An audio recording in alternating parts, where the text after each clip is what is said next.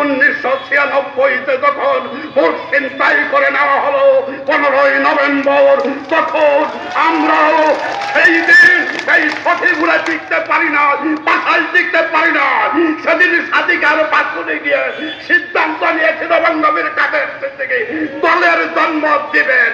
তাই 1999 সালের 24শে ডিসেম্বর কৃষক শ্রমিক জনতা লীগের জন্ম দিয়ে আজ 2 যুগ 24টি বছর পথ হেঁটে চলেছে। ফজলুর রহমান তৎকালীন সাধারণ সম্পাদক বলেছেন, কৃষক শ্রমিক জনতা লীগের কোন নেতার গায়ে কোনো ধুলাবালি লাগে নাই, কারণ তারা কোনোদিন ক্ষমতায় বসে নাই, ক্ষমতায় যায় নাই।